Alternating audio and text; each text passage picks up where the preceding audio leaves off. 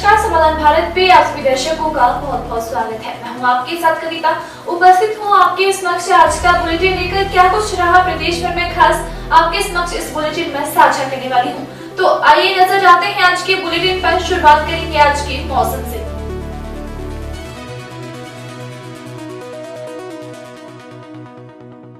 मंगलवार को भी अंधड़ और ओलावृष्टि का yellow alert.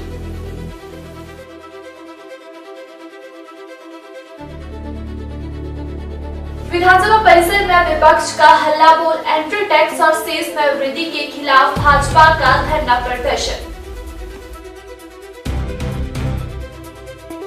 Petrol, diesel, cess और एंट्री टैक्स को बढ़ाने के विरोध में प्रदेश सरकार को भाजपा ने दी चेतावनी।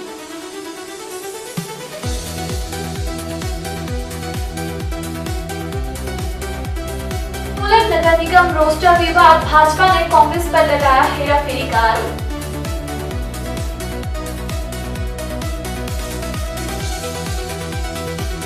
शाला गर्ल्स स्कूल बर्सिंग प्लान के खिलाफ छात्राओं का धरना प्रदर्शन।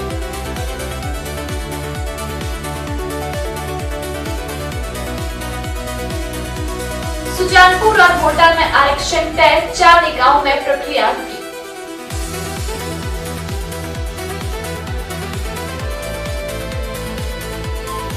महावीर जयंती आज, अहिंसा और करुणा का पर्व।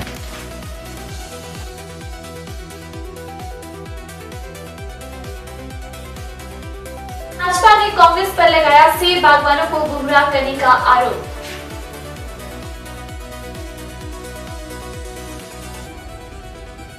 रोबोटिक सर्जरी विवाद, भाजपा ने लगाया करोड़ों घोटालों का आरोप।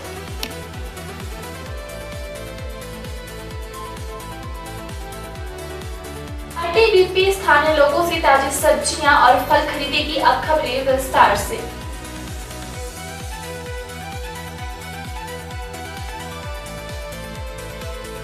अटल टनल रोहतांग सहित प्रदेश की चोटियों पर सोमवार को बर्फबारी हुई। 4 जिलों शिमला, मंडी, कुल्लू और कांगड़ा के कई क्षेत्रों में ओलावृष्टि से सेब, गेहूं, मटर और अन्य फसलों को नुकसान हुआ है। हिमाचल में मंगलवार को भी अंधड़ और ओलावृष्टि का येलो अलर्ट जारी हुआ है। 5 अप्रैल तक प्रदेश में मौसम खराब बना रहने का पूर्वानुमान है। भारतीय जनता पार्टी के विधायक दल ने मंगलवार को प्रदेश की कांग्रेस सरकार द्वारा एंट्री टैक्स में भारी वृद्धि और पेट्रोल डीजल पर सेस लगाने के निर्णय में विरोध में विधानसभा परिसर में जमकर धरना प्रदर्शन किया। पूर्व मुख्यमंत्री एवं नेता प्रतिपक्ष जयराम ठाकुर की अगुवाई में एकजुट हुए भाजपा विधायकों ने सरकार की नीतियों को जन विरोधी करार देते हुए जन विरोधी मुख्यमंत्री किसने देखा, हमने देखा, सबने देखा जैसे तीखे नारों के साथ विधानसभा के मुख्य गेट तक मार्च किया, जहां मीडिया कर्मियों को संबोधित करते हुए विपक्ष ने सरकार की कार्यप्रणाली पर कड़े प्रहार किए।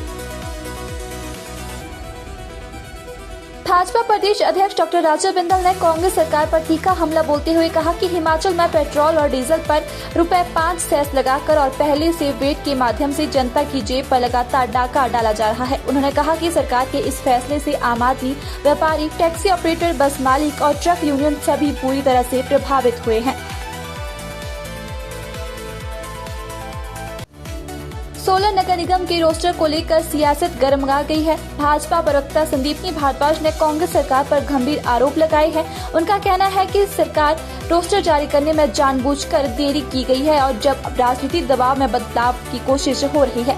भाजपा ने इसे लोकतांत्रिक प्रक्रिया के खिलाफ बताते हुए चेतावनी दी है कि अगर रोस्टर में किसी भी तरह की हेराफेरी की गई तो पार्टी हर स्तर पर विरोध करेगी। वहीं कांग्रेस सरकार पर पारदर्शिता को कमजोर करने के आरोप भी लगाए गए हैं। मामले ने अब राजनीतिक तूल पकड़ लिया है और आने वाले दिनों में इस पर और टकराव देखने को मिल सकता है। धर्मशाला में गर्ल्स स्कूल को बॉयज स्कूल में मर्ज करने के प्रस्ताव के खिलाफ विरोध तेज हो रहा है। छात्राएं और अभिभावक सड़क पर उतर आए हैं और सरकार के फैसले के खिलाफ जमकर प्रदर्शन कर रहे हैं। प्रदर्शन कर रही छात्राओं ने साफ कहा है कि वे किसी भी सूरत में बॉयज स्कूल में एडमिशन नहीं लेगी। उनका कहना है कि गर्ल्स स्कूल में उन्हें सुरक्षित माहौल मिलता है और पढ़ाई का बेहतर वातावरण भी मिलता है।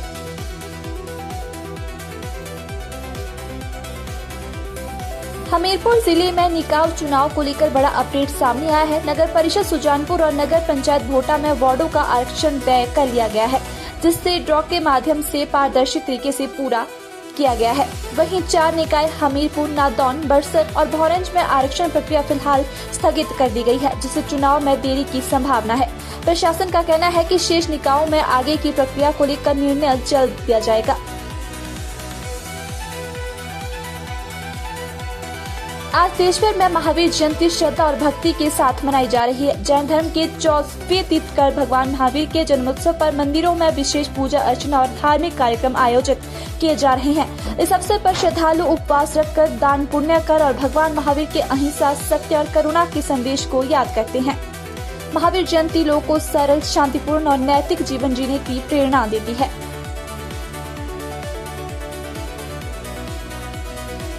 शिमला में सेब बागवानों को लेकर सियासत तेज हो गई है। भाजपा नेता डॉक्टर जनक राज ने कांग्रेस पर झूठ फैलाकर किसानों को गुमराह करने का आरोप लगाया है। उन्होंने कहा कि एफटीए को लेकर फैलाई जा रही जानकारी भ्रामक है और विदेशी सेब सस्ते नहीं बल्कि महंगे पड़ेंगे। डॉक्टर जनक राज के मुताबिक आयोजित सेब मंडियों तक पहुंचते 120 से 150 रुपए किलो तक हो जाते हैं, जिससे स्थानीय सेब उत्पादकों पर कोई नकारात्मक असर नहीं पड़ेगा। उन्होंने दावा किया कि केंद्र सरकार की नीतियां पूरी तरह सेब बागवानों के हित में है। शिमला में रोबोटिक सर्जरी को लेकर सियासत तेज हो गई है। भाजपा विधायक विपिन सिंह परमार ने कांग्रेस सरकार पर भ्रष्टाचार और अपारदर्शिता के गंभीर आरोप लगाए हैं। उन्होंने कहा कि टांडा और चमियाना मेडिकल कॉलेजों में लगाई गई महंगी मशीनों की खरीद प्रक्रिया संदिग्ध है और इसकी जानकारी सार्वजनिक नहीं की जा रही है। परमार ने यह भी आरोप लगाया कि रोबोटिक सर्जरी आम लोगों की पहुंच से बाहर है, जिससे वह यह सुविधा केवल चुनिंदा लोगों तक सीमित रह गई है।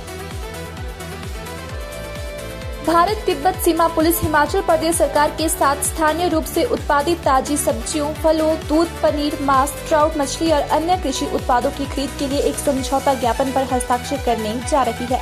इस व्यवस्था के तहत आईटीबीपी सीधे किसानों, सहकारी समितियों और स्थानीय उत्पादकों से उत्पाद खरीदेगी। इस पहल का उद्देश्य किसानों को उनके अपने ही गांव में एक भरोसेमंद बाजार उपलब्ध कराना है, जिससे उनकी आय के अवसर बढ़ेंगे और बिचौलियों पर उनकी निर्भरता कम होगी। फिलहाल इतना ही। ऐसे ही तमाम खबरों को जानने के लिए जुड़े रहे समाधान भारत के साथ। तब तक के लिए धन्यवाद।